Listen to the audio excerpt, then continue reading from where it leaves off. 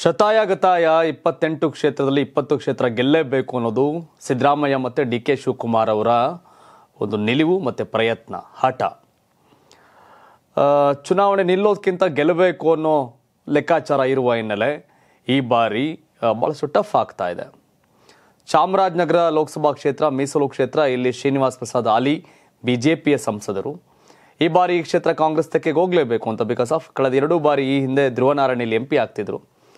1,500,000 voter ಕಳೆದ ಬಾರಿ ಧ್ರುವನಾರಾಯಣ ಸೋತಿದ್ರು ಶ್ರೀನಿವಾಸ್ ಪ್ರಸಾದ್ ಅವರ ಮುಂದೆ.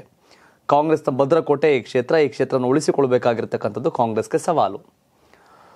ಇಲ್ಲಿ ಸಚಿವ ಮಹದೇವಪ್ಪ ಪುತ್ರ ಸುನಿಲ್ ಬೋಸ್ಗೆ ಟಿಕೆಟ್ ಕೊಡಬೇಕು ಅನ್ನೋದು ಅವರ ಒತ್ತಾಯ. ಆದರೆ ಸುನಿಲ್ ಬೋಸ್ ಕೊಟ್ಟರೆ ಕಾಂಗ್ರೆಸ್ ಸೋಲುತ್ತೆ ಅನ್ನೋ ಲೆಕ್ಕಾಚಾರ ಹಿನ್ನೆಲೆ ಎಲ್ಲ ಸರ್ವೆಯಲ್ಲೂ ಸುನಿಲ್ ಬೋಸ್ ವಿರುದ್ಧ ಇರುವ ಹಿನ್ನೆಲೆ ಮಹದೇವಪ್ಪ ಅವರೇ ಚಾಮರಾಜನಗರ ಲೋಕಸಭಾ ಕ್ಷೇತ್ರದ ಕ್ಯಾಂಡಿಡೇಟ್ ಆಗುವಂಥ ಸಾಧ್ಯತೆ ದಟ್ಟವಾಗಿದೆ.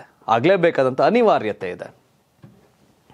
ಮತ್ತೊಂದು ವಿಷಯ ಅಂತಂದರೆ 2013ರಲ್ಲಿ ಸಿದ್ದರಾಮಯ್ಯ ಸರ್ಕಾರದಲ್ಲಿ ಸಚಿವರಾಗ್ತಾರೆ ಪ್ರಕಾಶ್ ಹುಕ್ಕೇರಿ ಅಂತ.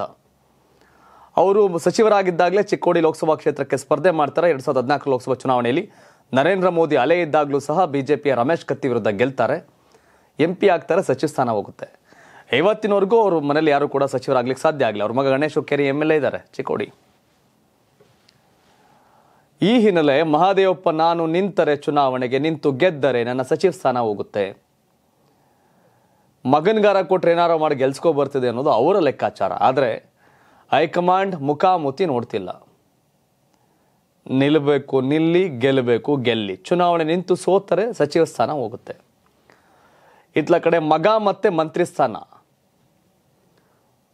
ಈ ಲೆಕ್ಕಾಚಾರದಲ್ಲಿ ಸಚಿವ ಡಾಕ್ಟರ್ HC ಮಹದೇವಪ್ಪ ಒದ್ದಾಡ್ತಾ ಇದ್ದಾರೆ. 100ಕ್ಕೆ 100ರಷ್ಟು ಸತ್ಯ. MP ಆಗಿ ಆಯ್ಕೆಯಾದರೆ ಸಚಿವ ಸ್ಥಾನ ಗೋವಿಂದ, ಮುಗೀತು ಸಚಿವ ಸ್ಥಾನ ಮಹದೇವಪ್ಪ ಅವರದು. ಮತ್ತೆ ಆ ಟಿ ನರಸೀಪುರಕ್ಕೆ ಬೈ ಎಲೆಕ್ಷನ್ ಆಗಬೇಕು. ಬೈ ಎಲೆಕ್ಷನ್ ಆದರೆ ಅಶ್ವಿನ್ JDS ಇಂದ ಮಹದೇವಪ್ಪ ಅವ್ರನ್ನ 2018ರಲ್ಲಿ ಸೋಲ್ಸಂತ ವ್ಯಕ್ತಿ. ಈಗ JDS BJP ಮೈತ್ರಿಕೂಟ. ಟಿ ನರಸೀಪುರದಲ್ಲಿ JDS ಪ್ಲಸ್ BJP ಸೇರಿದ್ರೆ ಕಾಂಗ್ರೆಸ್ ಅನ್ನ ಸೋಲಿಸೋದು 100% ಫಿಕ್ಸ್ ಬೈ ಎಲೆಕ್ಷನ್ ಅಲ್ಲಿ.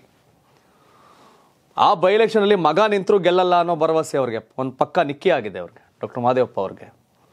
ಲೋಕಸಭೆ ನಿಂತು ಸೋತ್ರೆ ಸಚಿವ ಸ್ಥಾನ ಕಂಟಕ. HC ಮಹದೇವಪ್ಪ ಅವ್ರಿಗೆ ಚಾಮರಾಜನಗರ ತಾನು ನಿಂತು ಗೆದ್ದರೆ ನಂತರ ಎದುರಾಗುವಂಥ ಟಿ ನರಸೀಪುರ ಉಪಚುನಾವಣೆಯಲ್ಲಿ ಕಾಂಗ್ರೆಸ್ ಗೆಲ್ಲೋಕೆ ಸಾಧ್ಯನೇ ಇಲ್ಲ ಅನ್ನೋ ವಾತಾವರಣ ಸೃಷ್ಟಿಯಾಗಿದೆ. ಬಿಕಾಸ್ ಆಫ್ ನಾನಾಗಲೇ ಹೇಳಿದೆ, JDS BJP ಮೈತ್ರಿಕೂಟ ಟಿ ನರಸೀಪುರದಲ್ಲಿ ಮತ್ತೊಮ್ಮೆ ಅಶ್ವಿನ್ ಅವ್ರನ್ನ ವಿಧಾನಸಭೆ ಕಳಿಸೋ ಸಾಧ್ಯತೆ ಇದೆ. ಈ ಹಿನ್ನೆಲೆ ಮಹದೇವಪ್ಪ ಅವರಿಗೆ ಒಂದು ರೀತಿಯ ಧರ್ಮ ಸಂಕಟ. ಲೋಕಸಭೆಗೆ ಹೋಗಿ ನಿಂತರೆ ಗೆದ್ರೆ ಮಂತ್ರಿ ಸ್ಥಾನ ಹೋಗುತ್ತೆ, ಜೊತೆಗೆ ಕ್ಷೇತ್ರ ಕೂಡ ಕೈ ತಪ್ಪುತ್ತೆ. ಏನು ಮಾಡೋದು? ಮಗನ ಕೊಟ್ಟರೆ ಲೋಕಸಭೆಯಲ್ಲಿ ಗೆಲ್ಲಕ್ಕಾಗಲ್ಲ ಅನ್ನೋ ಲೆಕ್ಕಾಚಾರ. ಸೊ ಇದು ಮಹದೇವಪ್ಪ ಅವ್ರಿಗೆ ಎದುರಾಗಿರ್ತಕ್ಕಂಥ ಸಂಕಟ. ಮತ್ತೊಂದು ಕಡೆ ಮಹದೇವಪ್ಪಗೆ ಧ್ರುವನಾರಾಯಣ್ ಬೆಂಬಲಿಗರು ಸುತ್ತಾರಾಮ್ ಬೆಂಬಲಿಸಲ್ಲ ಅನ್ನೋ ಚರ್ಚೆ. ಧ್ರುವನಾರಾಯಣ್ ಅವ್ರಿಗೆ ಕಾಡಬಾರ್ದು ಕಾಟ ಕೊಟ್ಬಿಟ್ಟಿದ್ದಾರೆ ಈ ಅಪ್ಪ ಮಕ್ಕಳು ಸುನಿಲ್ ಬೋಸ್ ಹಾಗೆ ಮಹದೇವಪ್ಪ ಅನ್ನೋ ಚರ್ಚೆ ಚಾಮರಾಜನಗರ ಜಿಲ್ಲೆಯಲ್ಲಿ. ಪುಣ್ಯಾತ್ಮ ಧ್ರುವನಾರಾಯಣ್ ಒಳ್ಳೆ ವ್ಯಕ್ತಿ, ಪುಣ್ಯಾತ್ಮ ಧ್ರುವನಾರಾಯಣ್ ದೇವರಂಥ ಮನುಷ್ಯ, ಪುಣ್ಯಾತ್ಮ ಧ್ರುವನಾರಾಯಣ್ ಜನನಾಯಕ.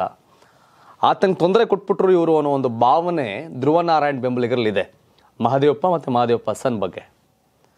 ಸೊ ಹೀಗಾಗಿ ಚಾಮರಾಜನಗರ ಲೋಕಸಭಾ ಕ್ಷೇತ್ರದಲ್ಲಿ ಡಾಕ್ಟರ್ HC ಮಹದೇವಪ್ಪ ಒಂದು ಸಂದಿಗ್ಧ ಸನ್ನಿವೇಶವನ್ನು ಫೇಸ್ ಮಾಡ್ತಾ ಇದ್ದಾರೆ. ಮಗನನ್ನ ಗೆಲ್ಲಿಸಿಕೊಳ್ಳಲಾಗದ ಮಹದೇವಪ್ಪ ಯಾವ ಸೀಮೆ ದೊಡ್ಡ ಲೀಡ್ರು ಅಂತ ಮಾತಾಡ್ಬಿಡ್ತಾರೆ ವಿರೋಧಿಗಳು, ತಮ್ಮ ಪಾರ್ಟಿಯವರೇ ಅನ್ನೋದು. ಮಹದೇವಪ್ಪ ಪುತ್ರನ ಬಗ್ಗೆ ತುಂಬಾ ನೆಗೆಟಿವ್ ಇರುವ ಕಾರಣ ಗೆಲ್ಲಲ್ಲ ಈ ವ್ಯಕ್ತಿ ಸುನಿಲ್ ಬೋಸ್ ಅನ್ನೋ ಹಿನ್ನೆಲೆ ಮಹದೇವಪ್ಪ ಅವರೇ ಕಂಟೆಸ್ಟ್ ಮಾಡಿದ್ರೆ ಚುನಾವಣೆ ಗೆಲ್ಲಬಹುದು ಅನ್ನೋದು ಬಹುತೇಕ ವರದಿಗಳು. ಗೆದ್ದ ಮೇಲೆ ಟಿ ನರಸೀಪುರ ಬೈ ಎಲೆಕ್ಷನ್ ಆದಾಗ ಆ ಕ್ಷೇತ್ರ ಉಳಿಸ್ಕೊಳ್ಳುವಂಥ ಸವಾಲುಗಳು, ಮಂತ್ರಿ ಪದವಿ, ಮಗನಿಗೇನು ಮಂತ್ರಿ ಮಾಡೋಕೆ ಹೋಗೋದಿಲ್ಲ HC ಮಹದೇವಪ್ಪನ ಮಗನ ನಂತರ. ಸೊ ಈ ರೀತಿ ಒಬ್ಬ ಹಿರಿಯ ನಾಯಕ ಡಾಕ್ಟರ್ HC ಮಹದೇವಪ್ಪ, ಸಿದ್ದರಾಮಯ್ಯ ಅವರ ನಂಬಿಕಸ್ಥ ದಲಿತ ನಾಯಕ HC ಮಹದೇವಪ್ಪ ಈ ರೀತಿಯ ಸಂದಿಗ್ಧ ಸನ್ನಿವೇಶಕ್ಕೆ ಸಿಲುಕಿದ್ದಾರೆ. ನಿಮ್ಮ ಪ್ರಕಾರ ವೀಕ್ಷಕರೇ, ಡಾಕ್ಟರ್ HC ಮಹದೇವಪ್ಪ ಚಾಮರಾಜನಗರ ಲೋಕಸಭಾ ಕ್ಷೇತ್ರದಲ್ಲಿ ಗೆಲ್ತಾರಾ, ಸೋಲ್ತಾರಾ? ಗೆದ್ರೆ ಎದುರಾಗುವಂಥ ಟಿ ನರಸೀಪುರ ವಿಧಾನಸಭೆ ಚುನಾವಣೆ ಬೈ ಎಲೆಕ್ಷನ್ನಲ್ಲಿ JDS BJP ಮೈತ್ರಿಕೂಟ ಗೆಲ್ಲುತ್ತಾ ಸೋಲುತ್ತಾ? ಸುನಿಲ್ ಬೋಸ್ ಕತೆ ಏನು? ಚಾಮರಾಜನಗರ ಲೋಕಸಭಾ ಕ್ಷೇತ್ರದಲ್ಲಿ ಲೆಕ್ಕಾಚಾರ ಏನಾಗುತ್ತೆ ನಿಮ್ಮ ಅಭಿಪ್ರಾಯ ಕಾಮೆಂಟ್ ಮಾಡಿ. ಹಾಗೆ ಯಾರಾಗಬೇಕು ಪ್ರಧಾನಿ, ನರೇಂದ್ರ ಮೋದಿ ಅವರ, ರಾಹುಲ್ ಗಾಂಧಿ ಅವರ? ನಿಮ್ಮ ಒಪಿನಿಯನ್ ಕಾಮೆಂಟ್ ಮಾಡಿ ತಿಳಿಸಿ. ಧನ್ಯವಾದ. ಇದು ಕರ್ನಾಟಕ ಟಿವಿ, ಕನ್ನಡಿಗರ ಧ್ವನಿ.